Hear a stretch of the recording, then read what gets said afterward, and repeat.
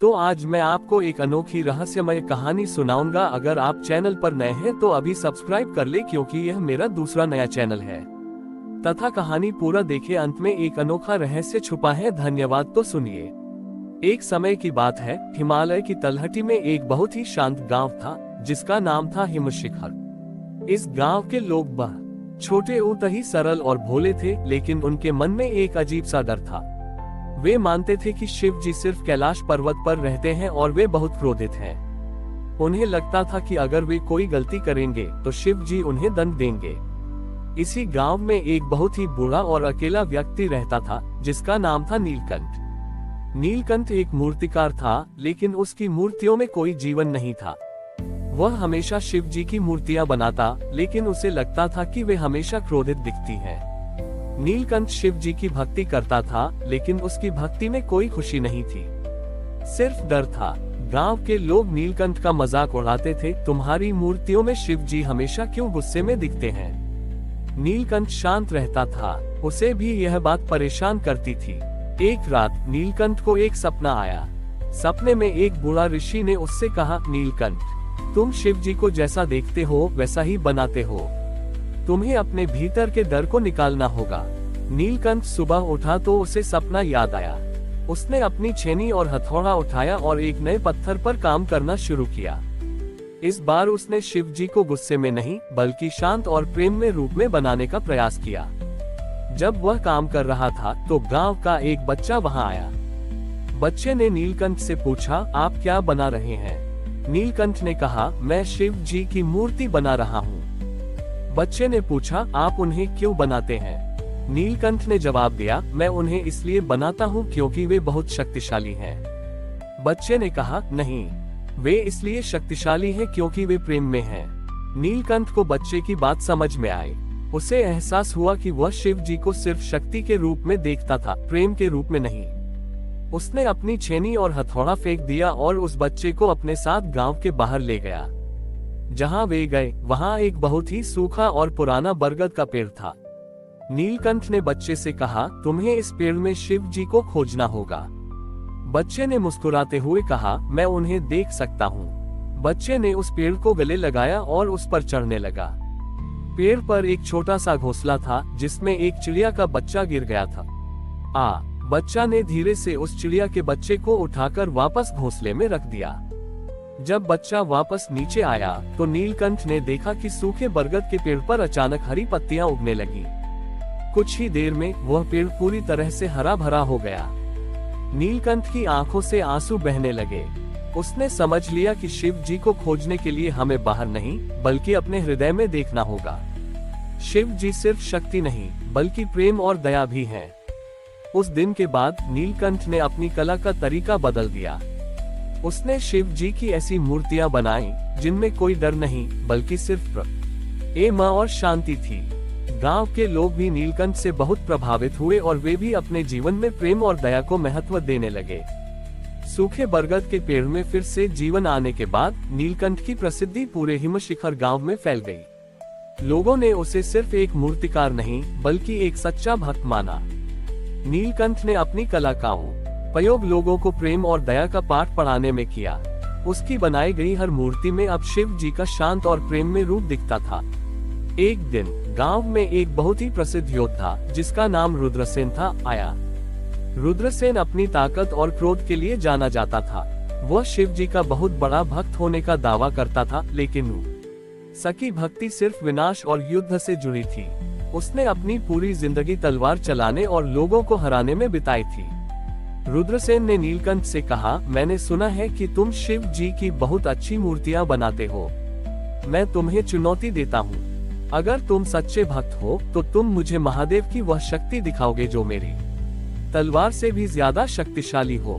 गांव के लोग डर गए। उन्हें लगा कि नीलकंठ इस चुनौती को स्वीकार नहीं कर पाएगा, लेकिन नीलकंठ शांत रहा। उसने कहा, योद्धा, मैं आपकी चुनौती स्वीकार करता हूँ। अगले दिन नीलकंठ ने रुद्रसेन से कहा, तुम्हें मेरे साथ उस जगह चलना होगा जहां मैंने शिव जी को पहली बार देखा था।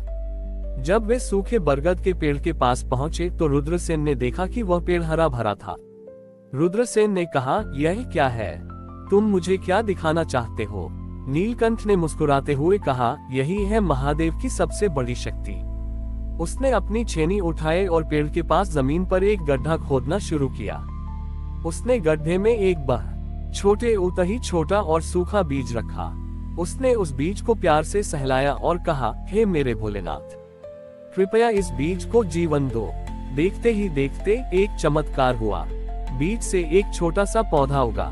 नीलकंठ ने रुद्रसेन से कहा, तुम्हारी तलवार सिर्फ जान ले सकती है, लेकिन ये बीज जान दे सकता है। यही महादेव की सबसे बड़ी शक्ति है। रुद्रसेन की आंखों से आंसू बहने लगे। उसने अपनी तलवार को फेंक दिया और नीलकंठ के सामने घुटने टेक दिए। उसने कहा, मैंने अपनी पूरी जिंदगी सिर्फ विनाश के लिए जी, लेकिन आज तुमने मुझे सिखाया कि सच्ची शक्ति प्रेम और दया में होती है। उस दिन के बाद रुद्रसेन ने युद्ध करना छोड़ दिया। उसने अपनी पूरी जिंदगी नीलकंठ के साथ मिलकर लोगों और प्रकृति की सेवा में बिता दी। ये कहानी हमें सिखाती है कि शिव जी की सच्ची शक्ति विनाश में नहीं, बल्कि सृजन और जीवन देने में होती है। रुद्रसेन के हृदय परिवर्तन के बाद हिमशिखर गांव में एक नई शांति और सद्भाव का वातावरण छा गया। नीलकंठ ने रुद्रसेन को सिर्फ एक योद्धा नहीं, बल्कि एक दयालु और विनम्र इंसान बना दिया था। रुद्रसेन ने अपनी सारी शक्ति का उपयोग लोगों की सेवा में और गांव को बेहतर बनाने में लगाया। एक दिन गांव में एक बहुत ही प्रसिद्ध संतोषी, जिसका नाम तपेश्वर था, आए। तपेश्वर ने अपनी पूरी जिंदगी कठोर तपस्या और नियमों में बिताई थी। उन्हें लगता था कि सच्ची भक्ति सिर्फ भूखे रहकर, अकेले रहकर और कष्ट सहकर ही मिलती है। जब उन्होंने नीलकंठ और रुद्रसेन की प्रसिद्धि के बारे में सुना तो उन्हें आश्चर्य हुआ कि बिना कठोर तपस्या के कोई इतना ज्ञानी कैसे हो सकता है। तपेश्वर ने नीलकंठ से कहा, मैंने सुना है कि तुम बिना कठोर तपस्या के शिव जी को पा सकते हो। मैं तुम्हें चुनौती देता हूँ। तुम मुझे शिव जी का वह रूप दिखाओ जो मैं अपनी कठोर तपस्या से भी नहीं पा सका।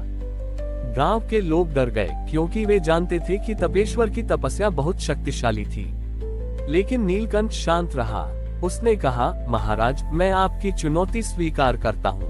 अगले दिन नीलकंठ ने तपेश्वर से कहा, आपको मेरे साथ उस गुफा में चलना होगा जहाँ मैंने शिव जी को पहली बार देखा था। जब वे गुफा के पास पहुँचे तो तपेश्वर ने देखा कि गुफा के अंदर बहुत अंधेरा था। तपेश्वर ने कहा, यहाँ तो कुछ भी नहीं है। नीलकंठ ने मुस्कुराते हुए कहा, नहीं, यही सब कुछ है।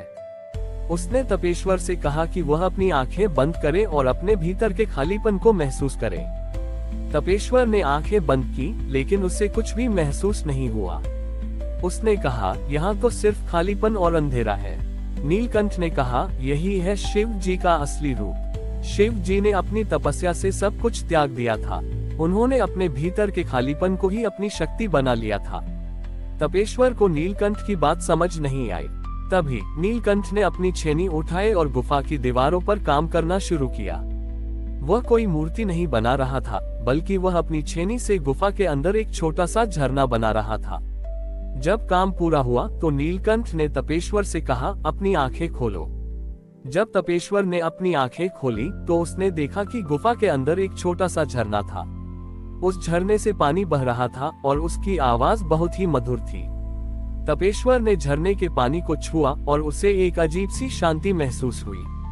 नीलकंठ ने कहा, महाराज, आपने अपनी तपस्या से सब कुछ त्याग दिया, लेकिन आपने अपने भीतर के खालीपन को नहीं भरा। ये झरना आपको सिखाता है कि शिव जी का असली रूप खालीपन में है, और जब हम उस खालीपन को प्रेम से भरते हैं तो हमें शांति मिलती है। तपेश्वर की आंखों से आंसू बहने लगे। उन्हें अपनी गलती का एहसास हुआ। उन्होंने नीलकंठ के सामने घुटने टेक दिए और कहा, मैंने अपनी पूरी जिंदगी शिव जी को बाहरी दुनिया में खोजा, लेकिन आज तुमने मुझे सिखाया कि शिव जी तो हमारे भीतर हैं। उस दिन के बाद तपेश्वर ने अपनी कठोर तपस्या को त्याग दिया और वह नीलकंठ से जीवन का सही अर्थ सीखने लगे। उन्होंने अपनी सारी जिंदगी लोगों को दया और प्रेम का पाठ पढ़ाने में लगा दी। हमारी और भी आध्यात्मिक एवं अनोखी कहानियां देखने के लिए हमारे चैनल पर जाएं तथा धार्मिक एवं पौराणिक अनोखी कहानियां हमारे चैनल पर है। कृपया जाके देखें तथा हमारे चैनल को सब्सक्राइब करके रखें और वीडियो लाइक जरूर करें। धन्यवाद।